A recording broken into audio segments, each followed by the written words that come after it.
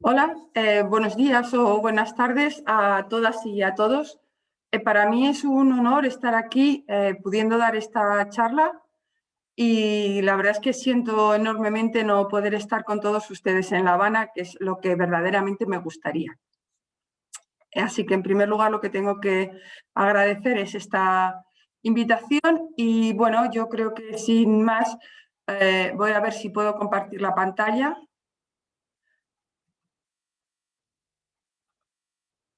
Si se comparte adecuadamente. Aquí lo tenemos. Y como decía, pues la charla que voy a dar hoy es cómo la geología es una ciencia fundamental para la transición ecológica y también para saber cuidar de nuestro planeta, que es la única forma que tenemos de que el planeta nos cuide a nosotros. Esta charla no es una charla solo mía como directora del Instituto Geológico y Minero de España, sino que también han participado muchos miembros, en definitiva un gran equipo del instituto que dirijo. El esquema de la presentación, haré una breve introducción y nos centraremos sobre todo en cómo la geología nos ayuda a obtener adecuadamente los recursos naturales y también a tener una idea de qué son los riesgos geológicos y cómo prevenirlos. Bueno, pues en esta primera introducción quiero mostrarles algunas imágenes de algunos depósitos que creo que son curiosos y que nos tienen que hacer pensar. Cualquiera que mirase estas playas del norte de España, estas playas del mar Cantábrico, pues en realidad lo que vería es que son unas playas en las que hay unas rocas sedimentarias con buenas estratificaciones cruzadas y que además están duras, están consolidadas, están litificadas. Si nos fijamos en estas rocas, pues vemos que tienen algunos restos curiosos, como por ejemplo aquí y aquí, restos de ladrillos. Es decir, tenemos restos de ladrillos formando parte de estas rocas que estamos observando en la playa. Estas serían estas formaciones que hemos visto, pues que están discordantes, como en cualquier otros muchos contextos geológicos, sobre otras rocas más antiguas.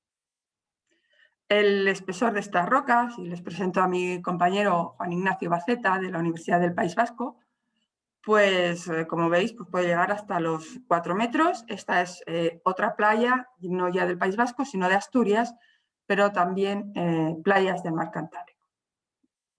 Y en estas rocas, detríticas, de playa, pues vemos que ahí, en las otras veíamos ladrillos, pues aquí lo que vemos son restos de distintos componentes de las ruedas. Es decir, todos estos componentes generados por el hombre están siendo componentes, podemos llamarlo, formando parte del esqueleto de estas rocas sedimentarias. Bueno, son rocas con unos colores muy especiales y con una composición de los granos también muy especial.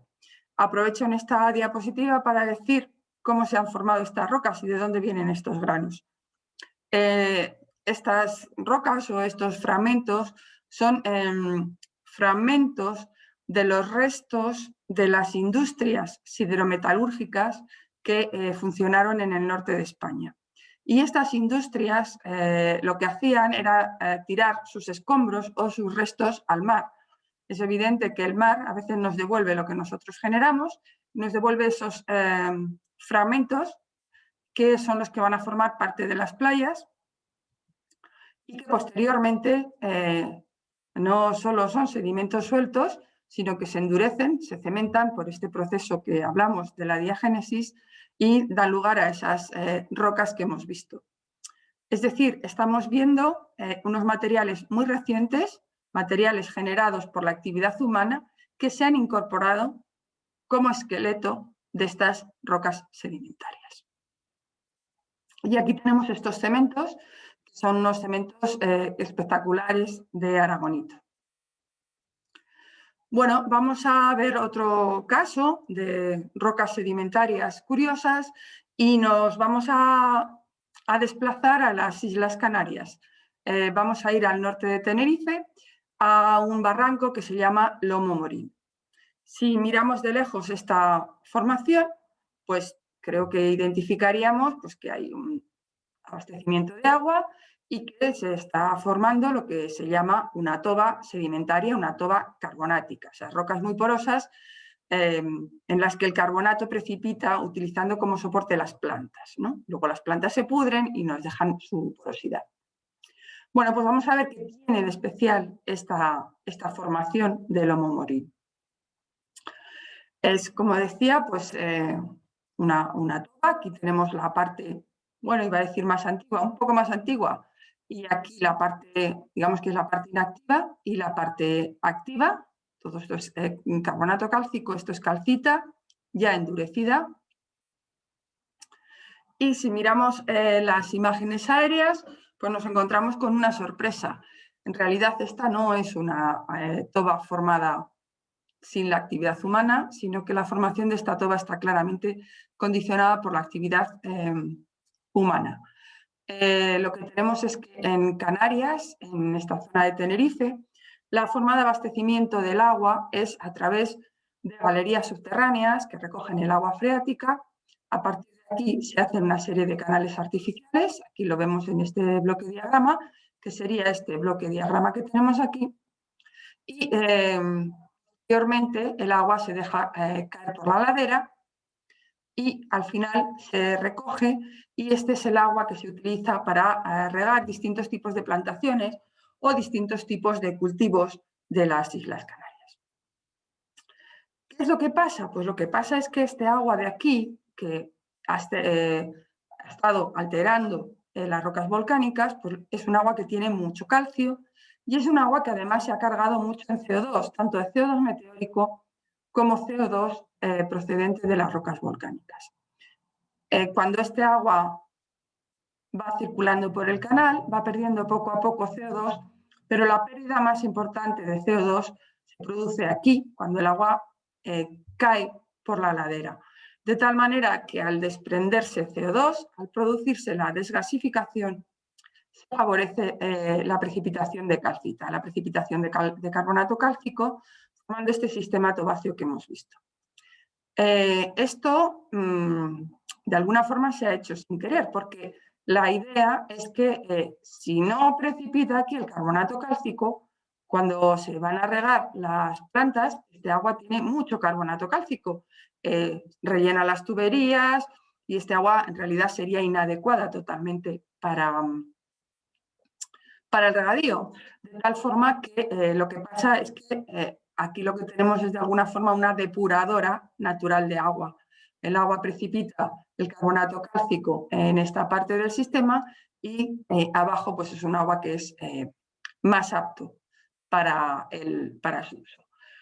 De tal forma que, queriendo sin querer, la actividad humana en muy pocos años, en menos de 40 años, ha generado no solo las rocas, sino un paisaje de rocas carbonáticas, de tobas de calcita, en un paisaje que, si no, sería un paisaje oscuro, sería solo volcánico. Es decir, que esta actividad ha contribuido a aumentar la bio y la geodiversidad. Y todos estos procesos están relacionados con la actividad del hombre. Este sería un ejemplo de cómo son esas facies de tobas. Aquí tenemos la estructura de las algas una vez que estas se han descompuesto y toda la precipitación de carbonato alrededor. En definitiva, estos dos ejemplos que les he mostrado lo que nos indican es que estamos viendo que en muy poco tiempo no solo se están depositando nuevos sedimentos a una velocidad muy rápida, sino que se están consolidando, se están cementando, es decir, están sufriendo procesos diagenéticos. En realidad es que esto es algo sorprendente. Y aquí nos tenemos que plantear algo de qué hace nuestra ciencia. Nuestra ciencia, a partir de ahora, no solo mira el registro muy antiguo, sino que mira también el registro reciente y que en ese registro reciente contiene también restos de nuestra actividad. Estamos siendo productores de rocas, de alguna forma. Esto a mí me hace pensar, o a más gente, que estamos en un momento clave de la evolución de nuestra ciencia. No solo estamos mirando hacia atrás y vemos el registro geológico, sino que podemos mirar hacia adelante e identificar cuál ha sido nuestra huella en el planeta. Estos dos son dos casos concretos que les he contado, pero seguro que hay muchísimos más. Creo que desde nuestro punto de vista nos tenemos que plantear que es la primera vez que hay seres vivos en el planeta con capacidad de conocer los riesgos e intentar gestionarlos adecuadamente y también hacer una planificación global sobre los recursos que realmente necesitamos para vivir y cómo los debemos obtener. Estamos, como decía, en un momento en el que creemos que el sistema Tierra o creemos que la actividad humana está de alguna forma modificando algo el sistema Tierra. Estamos en un momento en el que hay grupos que plantean si estamos en una nueva época geológica, que sería el Antropoceno. También que podemos estar cerca de la sexta extinción.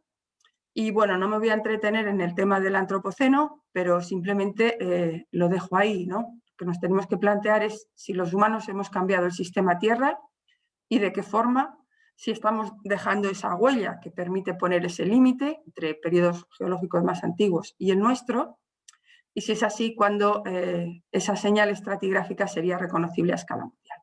No me voy a entretener mucho en esto, lo dejo abierto para otro momento.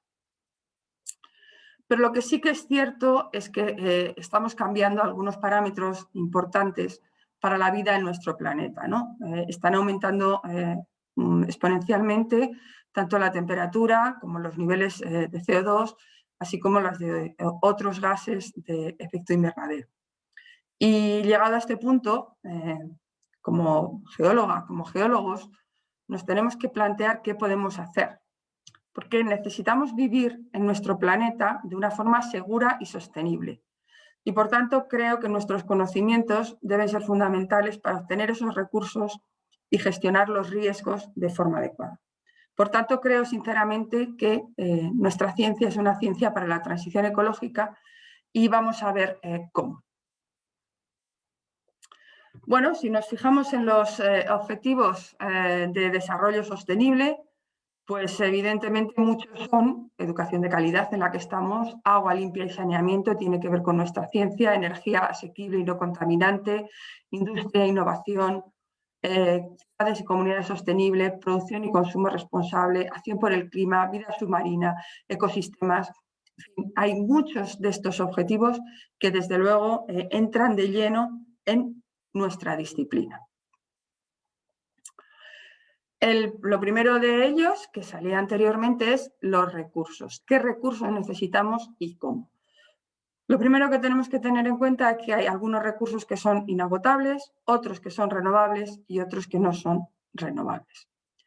Evidentemente tendríamos que centrarnos en los inagotables y algunos de ellos, como tenemos aquí la energía geotérmica, desde luego nuestra disciplina, las geociencias, nos tienen mucho que decir. Recursos renovables con gestión sostenible o en sentido estricto, como todo el tema de agua, aire, suelos. Y aquí uno que queremos añadir y que creo que es fundamental son los lugares de interés geológico o el patrimonio geológico. Y por último, tendríamos los recursos no renovables, pero algunos de ellos parcialmente reciclables. Y en esto es donde tenemos que pensar mucho más, ¿no? Estarían los energéticos, los minerales no metálicos y los minerales metálicos. La humanidad ha necesitado los recursos geológicos, los recursos minerales, en este caso ya desde el Neolítico. Y aquí les presento una de las minas más antiguas de Europa, que es una mina de siles neolítico, pues de hace unos 500 millones de años, perdón, esto de los millones se nos confunde. Pues hace más de 7.000 años ya hacíamos esto, ya explotábamos, en este caso el siles, y los seres neolíticos hacían estos pozos de entre 1 y 2 metros de diámetro y 6 o 8 metros de profundidad para extraer el sílex y utilizarlo así como herramientas. Esto está situado en los alrededores de Madrid. Bueno, el número de pozos descubiertos cuando se hicieron las obras para hacer una autopista, pues creo que llega del orden de 2.000 o 3.000 pozos. Y fíjense ustedes que los pozos están relativamente cerca. Lo que hacía el hombre prehistórico, la mujer prehistórica, el hombre neolítico, la mujer neolítica, era extraer las capas de sílex de edad miocena, los traía, los sacaba, lo tallaba, hacía las herramientas que necesitaba y ya intentaba hacer una minería sostenible. Y lo que hacía era rellenar esos pozos con el material restante.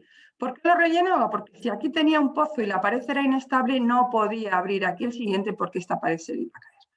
Así que ya desde hace 7.000 años la humanidad intentaba explotar los recursos de forma sostenible.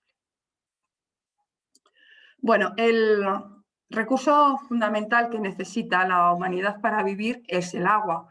Y aquí, pues, evidentemente, una de nuestras disciplinas es la hidrogeología, que se ocupa de la gestión de los recursos hídricos, tanto en su componente subterránea como en su componente superficial. Lo que hace la hidrología es evaluar la cantidad y la calidad de ese agua, la vulnerabilidad de esos recursos hídricos a distintas escalas espaciotemporales y con distintos tipos de sistemas. Tiene que identificar y también valorar las medidas de gestión para el uso más sostenible de ese recurso y también evaluar los impactos del cambio climático y del cambio global y las medidas de adaptación a ese cambio global. Ejemplos de cómo los estudios hidrogeológicos contribuyen a conocer mejor estos recursos, pues sería la caracterización de los procesos de intrusión salina, que evidentemente empeoran la calidad del agua, la cartografía y la determinación de cómo se distribuyen los nitratos para intentar evitarlo, y también el cálculo del tiempo de residencia del agua y el tiempo de recarga. El cambio global, desde luego, está afectando necesariamente y se ve en los acuíferos españoles cómo este cambio climático está trayendo una disminución media de la recarga de estas aguas subterráneas. Y no olvidemos que las aguas subterráneas de alguna manera hacen como una especie de colchón para todas estas sequías y eventos climáticos que tenemos y que de alguna forma hacen que a veces el agua sea más escasa de lo que sería deseable. Así que aquí tenemos cómo también nuestra ciencia nos aproxima a todo esto y nos permite ver cómo el cambio global incide en nuestras reservas de agua. Otro de los desafíos que tenemos recientemente es el de los minerales críticos, ¿no? Entendiendo por críticos aquellos que necesitamos para la industria y que el riesgo de que se produzca un desabastecimiento es superior a la media, y otros los estratégicos que necesitamos para asegurar el abastecimiento para una determinada estrategia específica. Bueno, aquí tienen la lista de materias primas fundamentales, cada vez se van añadiendo más, son numerosas y desde luego son fundamentales para nuestra vida y son fundamentales también para la transición energética porque son fundamentales para todas las tecnologías de telecomunicación y también para las baterías de las energías limpias. Lo que debemos hacer en geociencias, lo que estamos haciendo también en nuestro instituto, es estudiar las materias primas necesarias para la transición energética y las estratégicas. Y una de las líneas de trabajo no solo es la búsqueda de nuevas áreas, sino también el reciclado, de tal manera que se está trabajando en la caracterización de los pasivos mineros de antiguas explotaciones como una fuente de minerales críticos. Evidentemente todo esto tiene que ser puesto a disposición de todo el público para que todo esto se pueda utilizar y un ejemplo pues, sería este mapa de indicios de minerales críticos en la península ibérica. Bueno, algunos proyectos de referencias en los que hemos trabajado y la necesidad y abastecimiento de estos minerales y metales críticos. Bueno, otro de esos recursos que decíamos casi inagotables es la energía geotérmica, y aquí nos vamos también al otro lado del Atlántico, al suyo, en el campo geotérmico del Tatio, en Chile. El potencial geotérmico, desde luego, es algo que hay que analizar y debemos hacer un esfuerzo para caracterizar la geotermia, no solo la geotermia de origen profundo, sino la geotermia de origen somero. Creo que de todos es más conocido toda la investigación de recursos de media y alta temperatura.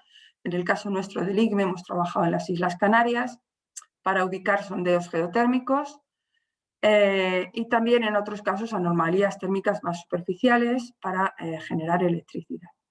Pero no debemos solo centrarnos en estos recursos geotérmicos, sino que, como decía, la geotermia somera también es muy importante porque permite el aprovechamiento de los materiales geológicos, rocas, agua subterránea y sedimentos contenidos en los 400 metros de profundidad. Y todos estos son un reservorio térmico único para la transferencia y almacenamiento de energía térmica, y especialmente todo esto pues, de cara al acondicionamiento de las viviendas. En el IGME hay un grupo importante que está trabajando en estos temas. Y bueno, les invito a conocer este manual sobre geotermia somera, que también evidentemente ayuda no solo a caracterizar y evaluar los recursos, sino también al diseño de políticas de gobernanza de estos recursos geotérmicos someros. Otra de las líneas y de recursos necesarios para la transición ecológica es el almacenamiento en formaciones profundas de sustancias de interés, como el hidrógeno, los distintos tipos de energía, como aire comprimido, calor o biocombustibles, el CO2. En España necesita estar en el campo de cero emisiones en el 2050, y también pues, el almacenamiento y la posible reutilización de todo esto es fundamental, y también almacenamiento de gas natural. Esto pues, también está claramente en esos objetivos de desarrollo sostenible. En el IGME se lleva trabajando hace un tiempo en todo esto y bueno, se ha elaborado un mapa de estructuras de subsuelo susceptibles para almacenamiento de CO2, que les invito también a conocer y que es accesible, y también diversos proyectos europeos de almacenamiento de CO2 e hidrógeno. Y aquí tienen los lugares, las webs en los que pueden acceder a ellos. Bueno, un recurso geológico pujante en España en los últimos años es la geodiversidad y el patrimonio geológico. Esto es un recurso claramente sostenible y que además incide en áreas, en España llamamos de la España vaciada, en áreas rurales claramente afectadas por la despoblación, pero la geología está en todas partes y por tanto la geodiversidad y el patrimonio geológico no son selectivos, y prácticamente en cualquier lugar del mundo podemos tener elementos de indudable valor que, si los divulgamos adecuadamente y los conservamos adecuadamente, son un enorme recurso, ¿no? Entonces aquí hablamos de geodiversidad, de patrimonio geológico, de geoconservación, de geoturismo y de geoparques, en especial desde el 2015, cuando la UNESCO adoptó como propio el programa Geoparques Mundiales UNESCO. También desde el IGME se está trabajando mucho en geoconservación y en divulgación del patrimonio, y tenemos un programa de ciencia ciudadana que se presentó en la Cumbre por el Clima de Chile, en Madrid 2019, y un programa es Apadrina una roca, donde distintas personas de alguna manera pueden responsabilizarse del cuidado de una roca, de un paisaje, de un elemento geológico, de lugares de interés geológico en definitiva. Aquí tienen también la web donde acceder. Y que el patrimonio geológico y la geodiversidad tienen interés, lo tenemos claro en España desde hace mucho tiempo, pues ya van más de 15 ediciones de lo que llamamos el Geolodía, lo llevamos haciendo desde el 2005. Se organiza una excursión geológica gratuita abierta a todo tipo de público y cada año asisten más de 10.000 personas. Se hace siempre el primero o el segundo fin de semana de mayo, el mismo fin de semana en todo el país. El año pasado, por el COVID, no fue posible hacerlo, pero sí que hicimos unos vídeos que están en la web de la Sociedad Geológica, que se me ha olvidado poner aquí en la web, pero seguro que se pone geolodia.es, aparece y pueden ver todos los vídeos y toda la información con referente a estos eventos que se organizan cada año. Y bueno, las excursiones están llenas, así que es evidente que esto también es un recurso. Y otro aspecto importante para la transición ecológica no solo son los recursos, sino que son los riesgos geológicos. ¿Qué podemos hacer? Y aquí siempre me indican que hay que diferenciar entre la peligrosidad, que es el fenómeno, el proceso que produce el daño al ser humano, el riesgo, que es la situación potencial de pérdida o daño, y el riesgo geológico es el riesgo natural, para cuyo estudio se emplean fuentes o datos o metodologías del ámbito de las ciencias de la Tierra, ¿no? Aquí tendríamos el proceso y aquí, evidentemente, el riesgo. Y otro elemento importante es la vulnerabilidad. Pues no todos los elementos tienen la misma fragilidad ante esos peligros. El cambio global en el que estamos viviendo, esto está referido sobre todo a los riesgos de inundación, pero creo que pueden servir para otros riesgos en los que influye el cambio global. Está acelerando el cambio climático, está influyendo en el cambio climático y en cambios territoriales. Y esto hace que los riesgos por avenida pues, pueda aumentar su peligrosidad, quizá la exposición y la vulnerabilidad. La investigación científica pluridisciplinar es fundamental y con toda esta información se puede llegar evidentemente a una mejor ordenación del territorio, se pueden establecer normas de protección civil, se puede educar en el riesgo, se pueden hacer análisis del coste-beneficios de toda esta prevención y mitigación y todo esto las aseguradoras lo suelen tener en cuenta. Me gusta contar este ejemplo del equipo de Andrés Díez de cómo los estudios geológicos ayudan de alguna forma a determinar el periodo de recurrencia de algunos procesos, en este caso el riesgo de las avenidas. Si tenemos una avenida importante, ese río es capaz de transportar bloques de tamaño más grande. Estos bloques pueden chocar con los árboles y les van a causar una herida. Y esta herida va a dejar una marca en el árbol. El árbol sigue creciendo y nosotros, mediante la dendrogeomorfología, de alguna forma podemos tener una idea de la periodicidad con la que se producen esos eventos y las zonas y las alturas también a las que llegan esas inundaciones, de tal manera que esto nos ayuda a conocer esos procesos. Y solo el conocimiento nos puede ayudar a hacer medidas predictivas, medidas preventivas o medidas correctoras. Así que insistimos en esto, solo el conocimiento nos puede ayudar. Evidentemente, otro de los riesgos que no están condicionados por la actividad humana es el riesgo sísmico, el riesgo de los terremotos, y en este modo pues, hay que tener en cuenta, intentar construir eficientemente, que las construcciones se adapten a esa ocurrencia de terremotos, de tal manera se alargará el ciclo de los recursos empleados. El patrimonio cultural y geológico también está afectado por el cambio climático y también está afectado por estos terremotos y de la misma manera también nos pueden ayudar a establecer algunas pautas. Bueno, en nuestro instituto realizamos investigación de vanguardia en todos estos temas, en paleosismología, arqueosismología y espeleosismología, y también en escenarios sísmicos para la prevención. Les presento estos catálogos de los efectos geológicos de los terremotos en España. Como decía, los lugares de patrimonio histórico también han sufrido estos daños, y el hecho de que hayan sufrido estos daños de alguna forma también nos acerca la escala de los procesos geológicos a escala humana, porque podemos tener unas pautas o también registrar unos periodos en los que suceden estos eventos que a lo mejor no los tendríamos registrados en zonas en las que no hay terremotos. Entonces, de tal manera, este estudio de arqueosismología nos permite identificar estos terremotos no registrados y saber cómo se comportará el patrimonio ante un nuevo terremoto, es decir, nos ayuda a la prevención. Y este es un caso estudiado en Machu Picchu. Bueno, seguimos con el tema de los efectos geológicos que nos ayudan también.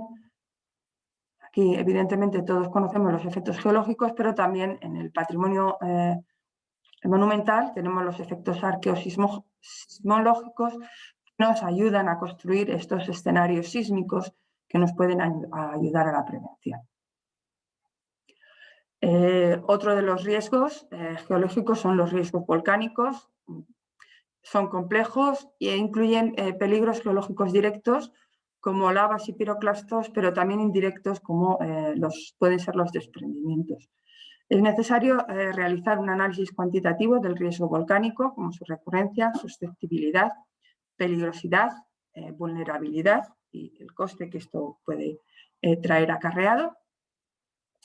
Y bueno, con todo esto se pueden elaborar mapas de susceptibilidad volcánica, como en este caso en nuestra isla de Lanzarote, y relacionados con los terremotos, aunque no necesariamente, pues serían los eventos de oleaje extremos, debidos a terremotos, megadeslizamientos, desprendimientos litorales u otros procesos. Estos evidentemente son también riesgos que nos afectan. Y en este caso, pues tendríamos un ejemplo de cómo de alguna forma modelar los tsunamis. Este es un caso de estudio en la costa sur de la República Dominicana. Más riesgos geológicos serían los riesgos tanto de deslizamiento como de subsidencia. En estos sí que puede estar influyendo el cambio global y tendríamos por una parte los movimientos de ladera o la subsidencia por explotación de acuíferos o por procesos kársticos. Y algunos ejemplos de estudios realizados, el estudio de este deslizamiento con distintas tecnologías, podemos establecer de alguna forma mapas del posible riesgo el que están afectadas estas construcciones. Evidentemente, todos estos desprendimientos también de alguna manera podemos contribuir a mitigarlos, y un estudio muy reciente llevado a cabo en el ICME, en el que muchos de los autores de este trabajo publicado en Science son, como decía, miembros de un equipo del Instituto Geológico y Minero de España, en el que se presenta el mapa mundial de la subsidencia potencial debida a la sobreexplotación de acuíferos. Bueno, creo que con esto termino la parte más importante de esta charla y espero que ninguno de ustedes se haya visto afectado por uno de estos riesgos, la subsidencia ante la charla. Ya para ir terminando, algunas reflexiones o síntesis, me gusta presentar este libro en el que el concepto del tiempo geológico, en definitiva, cómo pensar como un geólogo o como una geóloga puede ayudar a salvar el mundo, ¿no? Verdaderamente nos tenemos que creer que podemos hacer eso. Verdaderamente nos tenemos que creer o tenemos que plantearnos si sabemos cuidar de nuestro planeta. Y yo creo que sí, porque el conocimiento geológico basado en la investigación de los procesos y materiales geológicos es indispensable para una vida mejor y sostenible en nuestro planeta. Nosotros necesitamos esos conocimientos para prevenir y minimizar los rasgos causados por los riesgos naturales, para saber qué recursos son renovables y qué recursos no lo son, para buscar y explotar de forma sostenible los recursos. El aumento mundial de la población, el cambio global y la necesidad de recursos para las nuevas tecnologías y la búsqueda de modelos energéticos bajos en carbonos hace necesariamente que la geología sea una ciencia indispensable para la transición ecológica. Y, por supuesto, todo esto implica cuidar del planeta y de la humanidad. Y nada, con esto termino. Decir que en esta presentación han colaborado un equipo enorme de personas del IGME, y agradecer a la 9ª Convención de Ciencias de la Tierra y en especial a Kenia Núñez Cambra esta magnífica invitación. Y sinceramente pues me hubiera gustado estar con todos ustedes en La Habana, pero espero que próximamente lo podamos celebrar y podamos estar juntos.